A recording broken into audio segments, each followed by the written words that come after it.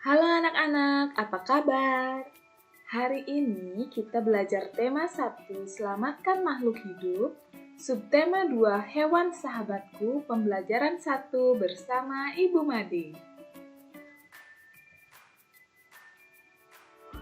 Apakah kamu penyayang hewan? Apa saja manfaat yang diperoleh manusia dari hewan? Bagaimana cara hewan berkembang biak? Ayo kita pelajari.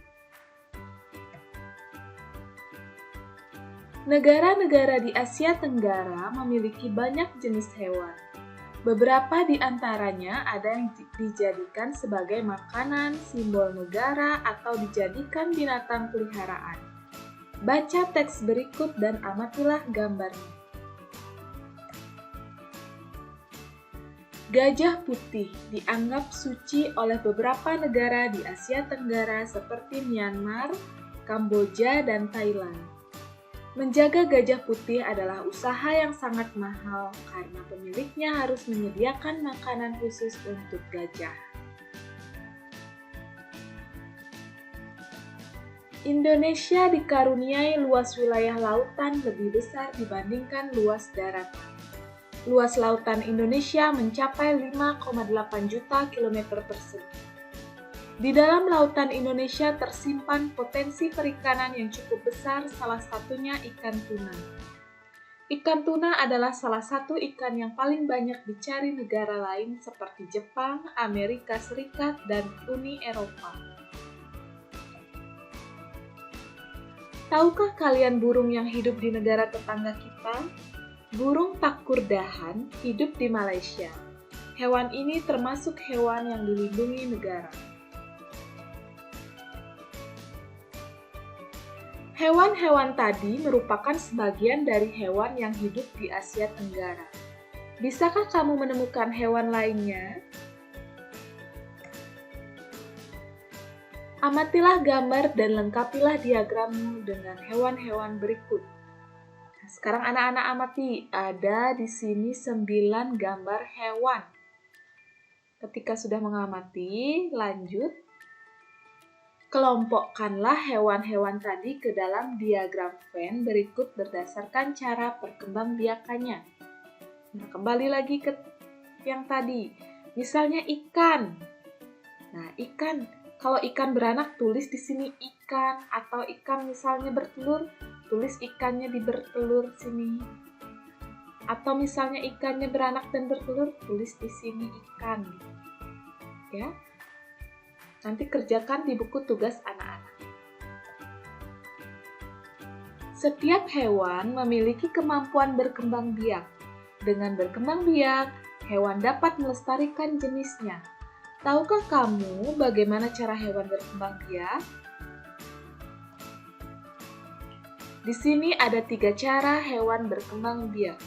Yang pertama, ovipar. Hewan yang berkembang biak dengan cara bertelur disebut ovipar. Contohnya, ayam dan jenis burung lainnya. Dapatkah kamu menyebutkan hewan ovipar lainnya? Cara yang kedua, vivipar. Selain bertelur, ada juga hewan yang berkembang biak dengan cara melahirkan. Hewan yang berkembang biak dengan cara melahirkan disebut vivipar. Contohnya sapi, kucing, dan gajah adalah contoh hewan vivipar. Dapatkah kamu menyebutkan hewan vivipar lainnya? Cara yang ketiga yaitu ovovivipar. Adakah hewan yang berkembang biak dengan cara bertelur sekaligus melahirkan? Ada. Contohnya adalah ular. Beberapa jenis ular tidak selamanya melahirkan anaknya. Kadang-kadang pada saat mengeluarkan anak-anaknya masih ada anak ular yang terbungkus cangkang telurnya. Perkembangbiakan seperti ini dikatakan bertelur sekaligus beranak atau ovovivipar. Dapatkah kamu menyebutkan contoh hewan ovovivipar lainnya? Hewan-hewan yang ada sangat membantu penduduk di kawasan Asia Tenggara dalam kegiatan ekonomi. Kondisi geografis di Asia Tenggara membantu penduduknya memanfaatkan hewan dalam kehidupan sehari-hari. Ikan banyak dijual dan dikonsumsi, hewan ternak banyak yang dijual di dalam negeri bahkan sampai ada yang mengekspornya. Kamu bisa belajar lebih banyak mengenai kegiatan ekonomi di kawasan Asia Tenggara terkait kondisi geografisnya. Potensi ekonomi negara-negara anggota ASEAN. Kawasan Asia Tenggara terletak pada jalur perdagangan dunia. Kawasan ini menjadi jembatan antara kawasan Eropa dan Asia Timur. Oleh karena itu, Asia Tenggara menjadi wilayah persaingan bagi pihak-pihak yang ingin memanfaatkan kedudukan strategis kawasan ini. ASEAN berperan sebagai wadah untuk menghindari persengketaan yang mungkin timbul. Dengan posisi yang strategis ini, setiap negara di kawasan Asia Tenggara memiliki kekayaan sumber daya yang menjadi kekuatan negara. Brunei Darussalam. Negara ini terkenal dengan kekuatan sumber daya alam berupa minyak bumi dan gas alam. Brunei menjadi negara di Asia Tenggara yang memiliki pendapatan per kapita tertinggi karena gas alamnya. Filipina. Filipina adalah sebuah negara kepulauan yang mata pencahariannya sebagian besar penduduknya adalah di bidang pertanian. Filipina berhasil menjadi salah satu negara di dunia yang dapat membangun dan mengembangkan pertaniannya dengan baik. Beberapa produk unggulan hasil pertaniannya diekspor ke berbagai negara seperti nanas, padi, kelapa, dan gula. Hasil pertanian ini juga menunjang perkembangan ekonomi negara ini. Indonesia. Sebagai negara kepulauan terbesar di kawasan ini, Indonesia memiliki ragam sumber daya alam yang sangat kaya. Banyak hal yang dapat dikembangkan untuk memperkuat perkembangan ekonomi Indonesia. Saat ini, Indonesia mengekspor minyak dan gas bumi, tekstil, dan produk-produk dari kayu. Pertambangan menjadi salah satu pintu masuk para pengusaha mancanegara ke Indonesia. Keindahan alam Indonesia pun merupakan daya tarik yang menjadi sumber devisa negara dari sektor pariwisata. Kamboja. Di Kamboja mengalir Sungai Mekong. Daerah di sekitar Sungai Mekong merupakan daerah yang subur. Mata pencaharian penduduk Kamboja adalah pertanian. Hasil pertanian Kamboja yang besar adalah padi dan karet. Laos. Laos bertetangga dengan Kamboja. Negara ini dilewati oleh aliran Sungai Mekong. Sama seperti di Kamboja, kegiatan pertanian banyak dilakukan di sepanjang aliran sungai ini. Sebagian besar hasil pertanian dinikmati oleh masyarakat Laos. Malaysia.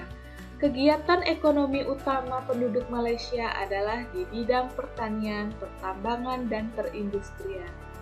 Perdagangan internasional merupakan salah satu kegiatan ekonomi Malaysia yang mengalami pertumbuhan tercepat.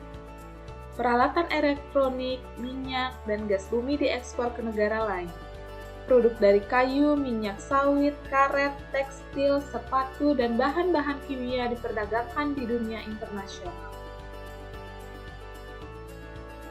Myanmar. Mata pencaharian utama penduduk Myanmar adalah pertanian, perkebunan, dan pertambangan. Padi merupakan hasil utama dari pertanian di sana.